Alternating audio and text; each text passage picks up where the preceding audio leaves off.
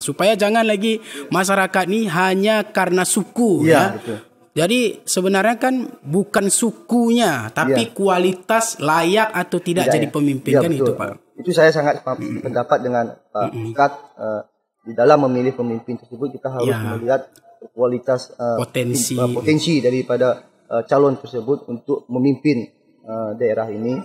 Karena kalau kita memunculkan isu seperti itu akan semakin menggoyahkan kita di Aceh Tenggara. Ini semakin merapuhkan kita.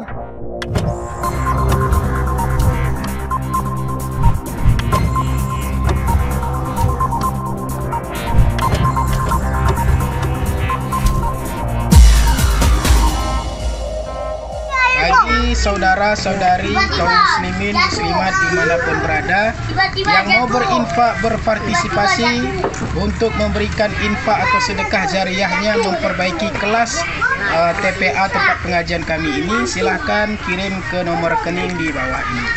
Atas infak dan sedekah jariahnya kami ucapkan banyak terima kasih. Semoga Allah akan memberikan balasan yang berlipat ganda dan diberkahi oleh Allah Subhanahu wa taala.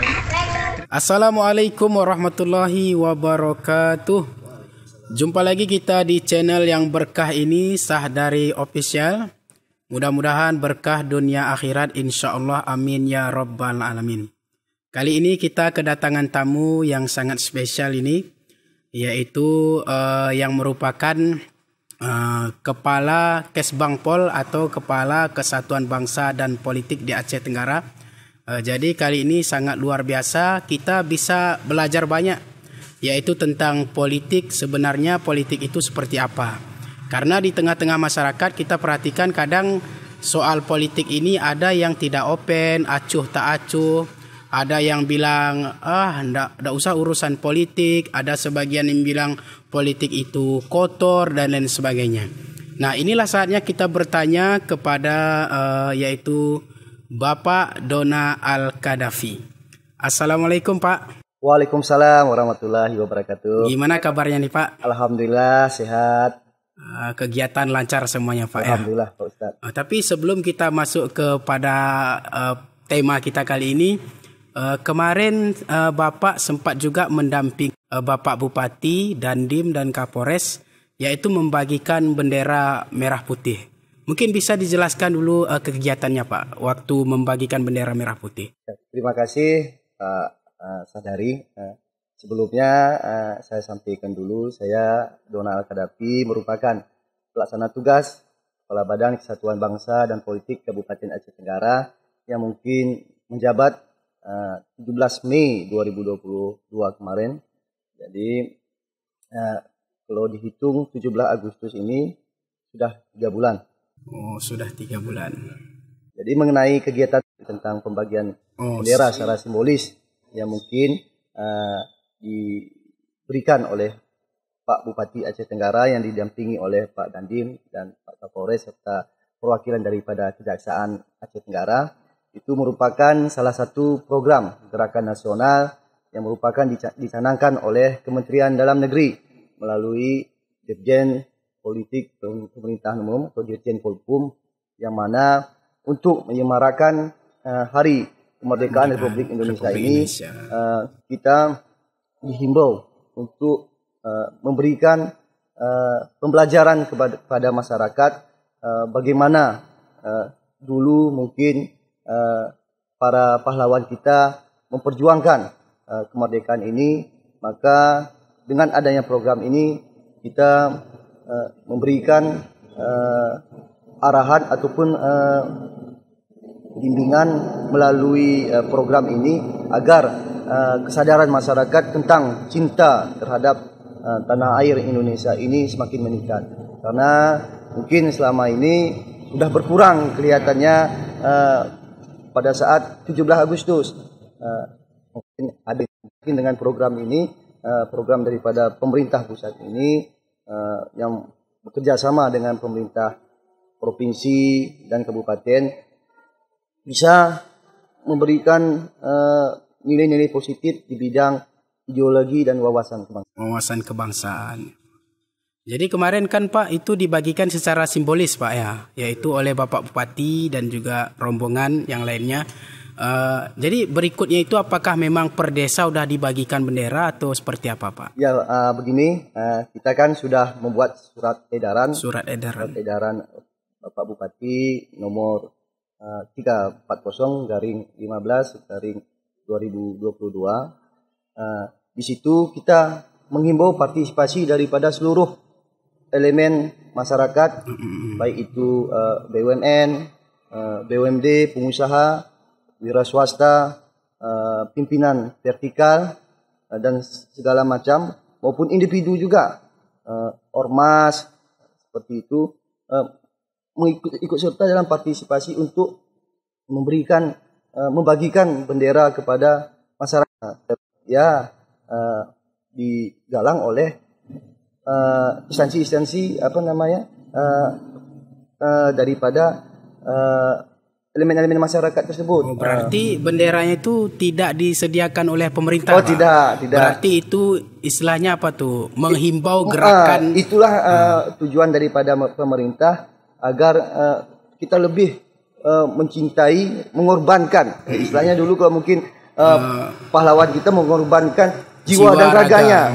Tapi kita dengan sekarang ini mengorbankan mungkin apa yang bisa kita berikan seperti itu. Iya, mungkin ya menyumbangkan rezeki kita untuk membeli bendera, dan bendera tersebut kita bagikan kepada masyarakat yang ada di sekitar kita, ataupun masyarakat yang mungkin lewat kita berikan bendera merah putih. Ya, berarti pemerintah ini Pak menghimbau kepada seluruh lapisan masyarakat, belum ada bendera merah putih untuk dibagikan dengan apa namanya tadi Pak, gerakan nasional, gerakan nasional pembagian 10 juta bendera merah putih. Merah putih, ya. Seluruh Indonesia. Ya, sangat luar biasa. Dan ini juga nanti setiap OPD juga setiap pimpinan OPD juga dihimbau di dalam surat edaran tersebut, seperti camat, kepala puskesmas, dan kepala desa penghulu Kuta di Aceh Tenggara, itu juga ikut berpartisipasi dalam mengadakan bendera dan membagikannya untuk masyarakat. Jadi ini dari kita untuk kita kembali. Untuk kita juga. Itu. Sebagai bentuk kecintaan kita kepada tanah air. Kemudian ini lanjut lagi nih Pak. Mudah-mudahan ini mencerahkan masyarakat, yaitu tentang politik.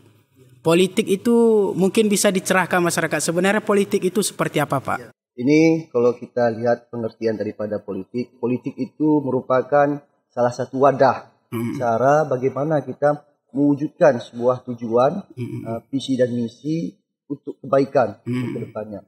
Jadi mungkin selama ini kalau kita berbicara masalah politik, kadang-kadang orang berimage bahwasanya politik tersebut jelek, segala macam, menghalalkan segala cara untuk mewujudkan sebuah tujuan. Itu sebenarnya tinggal kita lagi, pola pikir kita, mindset kita lagi yang harus kita ubah seperti itu. Karena mungkin selama ini kita mindset kita hanya sebatas ruang lingkup kecil saja. Kita tidak melihat ke depannya. Ya. Karena kalau politik ini kan kebijakan yang sangat panjang. 5 tahun mungkin, kalau legislatif kan 5 tahun. 5 tahun.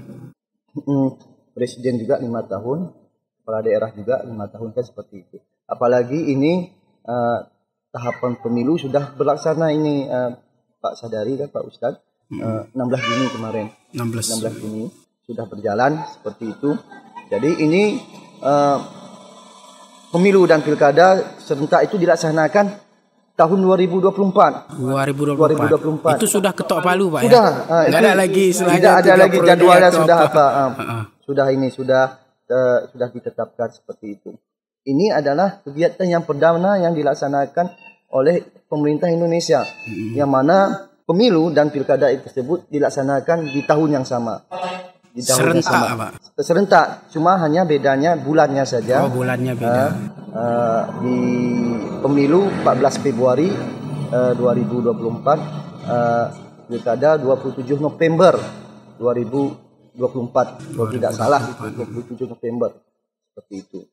Jadi kita harapkan juga kepada masyarakat, khususnya bagi putra-putri kita ini, yang mungkin sekarang ini duduk di kelas 1 SMA, SMK ataupun yang sederajat, itu pada tahun 2024 nanti itu akan Berarti sudah terdaftar sebagai pemilih harusnya Pak ya? belum. Nanti partisipasi masyarakat, orang tua nanti mengingatkan kepada putra putri kita pada saat nanti mungkin ini di Dinas Dukcapil akan turun nanti ini mendata ke sekolah-sekolah ataupun nanti petugas nanti PPS ataupun petugas di desa dalam penetapan DPT. Berarti untuk didaftarkan. Untuk didaftarkan kembali. Jadi kita jangan main-main. Kita harus antusias dalam menyukseskan kegiatan pemerintah ini. Karena Pak Ustadz, ini anggarannya tidak main-main, sangat besar. Satu kali putaran saja bisa menghabiskan beberapa puluh miliar. Konon lah nanti kiranya kalau 2 kali putaran. Jadi tergantung masyarakat Pak ya. Iya, berarti betul. harusnya masyarakat berpartisipasi, jangan sampai 2 kali. Iya, 2 ronde. jangan golput. Jangan golput. Jangan golput. Karena ini suara kita ini menentukan masa depan kita ke depannya. Berarti intinya politik ini memang kita semua harus sadar bahwa ini adalah untuk masa depan kita, anak bangsa, negara yang mencintai tanah air Pak ya. Jadi politik itu bukan kotor Pak ya, bukan. Hanya saja mungkin kadang oknum-oknum yang membuat cara-cara kotor kan itu Pak. Dan kita juga masyarakat juga kadang-kadang nanti kita yang sebenarnya kadang-kadang kotor. Iya betul. Kadang masyarakat yang kadang-kadang kotor. Karena begini nanti ada nanti mungkin calon legislatif yang mendatangi kita secara pribadi, kita bilang nanti saya Pak mendukung Bapak. Datang juga nanti calonnya, saya dukung Bapak. Jangan seperti itu. Jadi kan akhirnya kan timbul ini rasa tidak percaya. Iya betul. Jadi kan kalau misalnya kita komitmen ada pasangan kita yang memang betul-betul kita dukung. Jangan lagi kiranya memberikan harapan kepada pasangan yang lain. Artinya harus betul-betul diperhatikan, dilihat calon yang mana yang tepat untuk dipilih. Iya betul. Jangan semuanya Iya betul. Jadi kan kalau kita harapkan hindarilah mungkin money politik segala macam. Karena apa? Karena kosnya sangat besar. Jadi kalau kosnya kan takutnya nanti ke depannya pada saat melaksanakan pemerintahan ke depannya terkendala. Jadi kalau misalnya kita tidak membebani calon legislatif kita, calon kepala daerah kita dengan kos yang tinggi, saya rasa insya Allah ke depannya pemerintahan tersebut akan berjalan dengan maksimal. Tujuannya apa? Untuk mensejahterakan masyarakat Aceh Tenggara khususnya secara baik dan merata seperti itu. Jadi terkait masalah money politik Pak, ini memang dari dulu kan memang baik secara negara maupun secara hukum agama itu money politik kan dilarang Pak. Tapi pada faktanya Pak, money politik ini memang setiap pemilihan memang selalu ada Pak. Jadi sejauh mana pemerintah untuk memperhatikan ini agar tidak terjadi lagi yaitu yang namanya money politik? Iya betul seperti itu. Jadi kan inilah yang memang ini tugas yang sangat berat kepada kita. Ini seharusnya kan bukan tugas pemerintah juga, tetapi tugas kita bersama sebagai anak bangsa, khususnya sebagai putra putri Aceh Tenggara di dalam mengubah mindset ini. Karena apa, Pak Sadari, Pak Ustadz?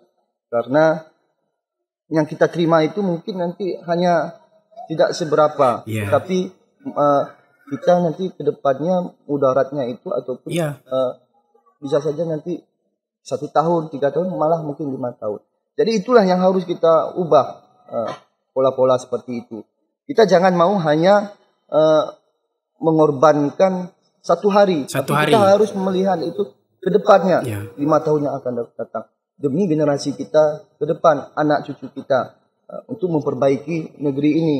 Memang ini tugasnya sangat berat. Kenapa? Ini mendarah daging seperti itu. Mungkin itu yang harus kita ubah.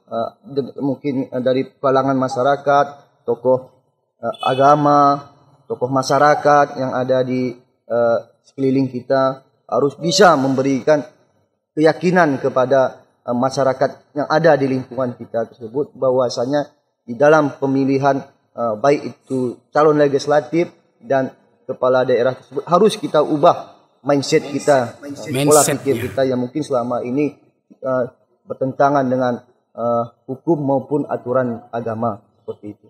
Jadi pemirsa, sudah diberikan pencerahan oleh Pak Kaban kita bahwa kita semua, seluruh elemen masyarakat ini memang harus semuanya memperhatikan masalah ini, yaitu masalah money politik, ya, baik itu sebagai pemerintah, masyarakat biasa, dan juga mungkin sebagai tokoh agama, sama-sama kita untuk memerangi yang namanya money politik.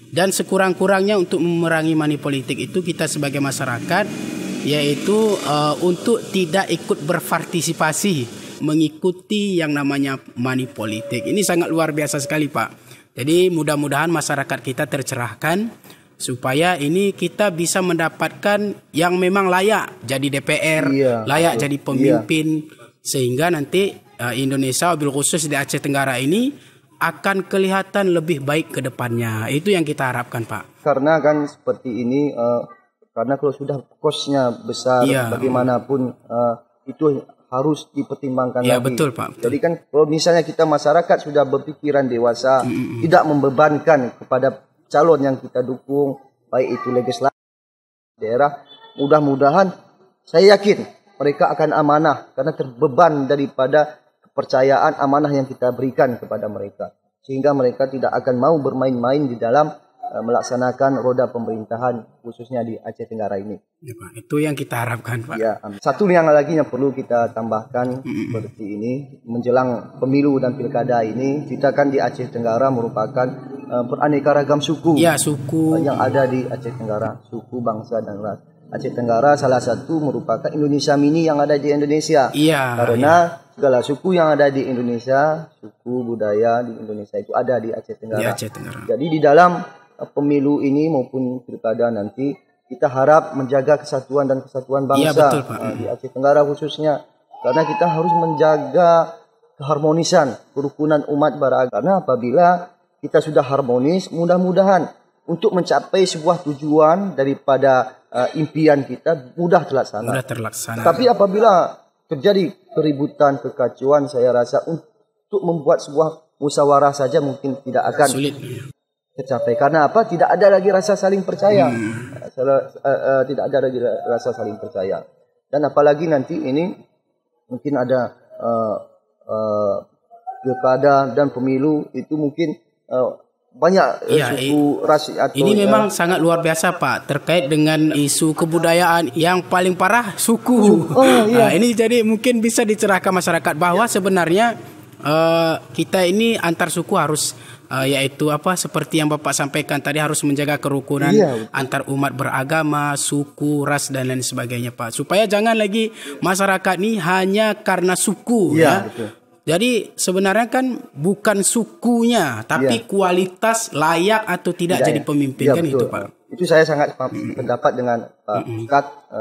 Di dalam memilih pemimpin tersebut kita harus melihat kualitas potensi daripada calon tersebut untuk memimpin daerah ini. Karena kalau kita memunculkan isu seperti itu akan semakin menggoyahkan kita di Aceh Tenggara ini, semakin merapuhkan kita. Karena sekarang ini di Aceh Tenggara ini kerukunan umat beragamanya saya rasa sungguh-sungguh sudah sangat bagus, luar biasa di dalam ini. Tapi mudah-mudahan ke depannya Pak Ustadz, kita harus mengubah pola pikir politik kita. Jangan dalam pemilihan kepala daerah, maksudnya dengan tanda kutip tidak memunculkan isu-isu sara. Karena kalau isu sara ini dimunculkan, itu sungguh sangat-sangat bisa saja mengakibatkan bentrokan antara suku A dan suku B. Jadi jangankan dari isu sara saja, mungkin dari kita saja, pendukung A dan pendukung B saja, walaupun itu satu suku, itu saja bisa bentrok. Apalagi nanti kalau kita angkat seperti isu-isu yang seperti itu sangat sensitif. Jadi kita harus menjaga keharmonisan ini yang sudah kita jalin seperti itu. Karena kan di dalam Aceh Tenggara ini sesuai dengan semboyannya sepakat segenap itu, saya rasa memang sudah sangat bagus sekali. Karena beraneka ragam suku di sini, kita sungguh sangat menghargai daripada rekan-rekan kita yang lain, baik itu yang non Muslim dan yang lainnya. Dan kalau misalnya ada yang menyampaikan bahwasanya Aceh itu intoleran, itu saya rasa sungguh sangat tidak masuk akal. Kalau kita lihat di sini khususnya di Aceh Tenggara banyak keluarga-keluarga adanya intoleran udah kacau gitu. Iya, udah kacau ya kan seperti itu. Faktanya kita rukun damai.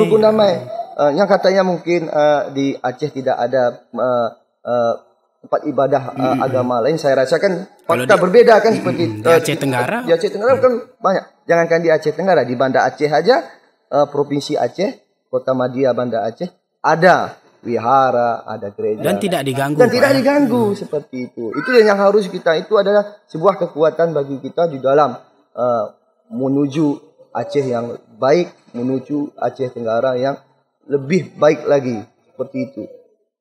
Karena konsep kita dalam Islam itu yang kita amalkan, Pak. Iya, Lakum dinukum waliyadin. Bahwa kita saling menghargai, saling menghormati. Kita tidak mengganggu agama manapun. Dan kita pun tidak diganggu. Insya Allah konsep ini akan selalu kita laksanakan, yaitu menjaga kerukunan antar umat beragama, suku dan lain sebagainya. Ya baik, mungkin ini saja untuk podcast kita kali ini, Pak. Terima kasih atas kehadirannya, Pak. Terima kasih Pak Ustadz.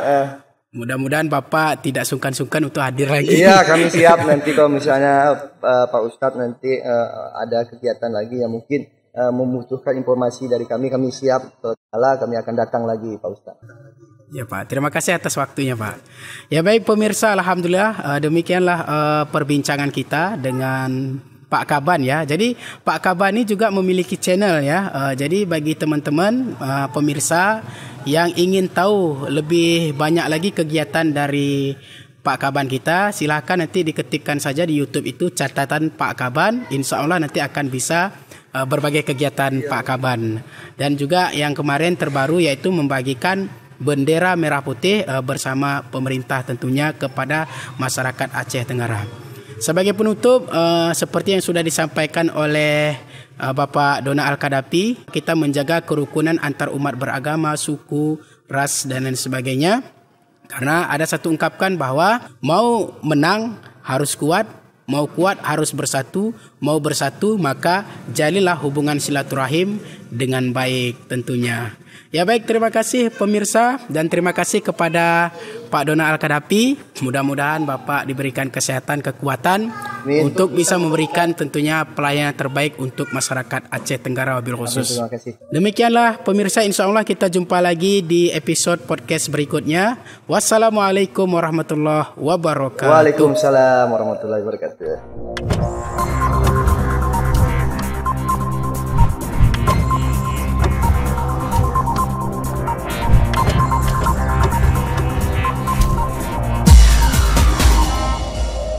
Assalamualaikum warahmatullahi wabarakatuh, kaum muslimin muslimat dimanapun berada.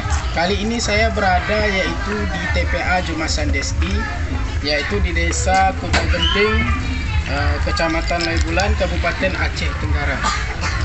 Di TPA ini kita mengajar ada 3 kelas, yaitu kelas Iqra 1 sampai Iqra 3 satu kelas, Iqra 4 sampai Iqra 6 satu kelas, dan Al-Quran satu kelas. Dan tepatnya saya berdiri di kelas ini yaitu kelas Iqra 1 sampai dengan Iqra 3. Seperti inilah kondisi kelasnya, saudara-saudari kaum muslimin muslimat dimanapun berada. Ini ada atapnya ya, atapnya mungkin sudah bolong. Ini rencana kami untuk memperbaiki atap yang sudah bocor ini. Kemudian di kelas ini belum ada dindingnya, sehingga kadang-kadang ini ya hewan-hewan seperti ayam atau kambing sering masuk ke kelas ini sehingga membuang kotorannya di kelas ini. Nah, jadi setiap mau masuk pengajian ini anak-anak santri kita mesti membersihkannya dulu seperti ini ya, mesti dipel, mesti disapu, mesti disiram dengan air. Intinya ini mengurangi kenyamanan santriwan dan santriwati kita untuk belajar agama. Jadi oleh karena itu kami berencana untuk yaitu memperbaiki kelas yang satu ini ya, kelas Iqra 1 sampai Iqra 3 ini rencana kami perbaiki supaya menambah kenyamanan untuk santriwan dan santriwati kita untuk belajar agama. Bagi saudara-saudari kaum muslimin dimanapun berada yang ingin berinfak, ya, yang ingin bersedekah jariah untuk memperbaiki kelas kita ini, silahkan nanti dikirim infaknya ke nomor rekening di bawah ini. Semoga infak saudara-saudari kaum muslimin dimanapun berada bermanfaat untuk kelas tempat pengajian kami ini, sehingga memudahkan anak didik kita untuk belajar agama, menjadi anak yang soleh dan solehah, berguna bagi agama, bangsa, dan negara. Sekali lagi, bagi saudara-saudari kaum muslimin muslimat dimanapun berada yang mau berinfak, berpartisipasi untuk memberikan infak atau sedekah jariahnya memperbaiki kelas TPA tempat pengajian kami ini, silahkan kirim ke nomor rekening di bawah ini.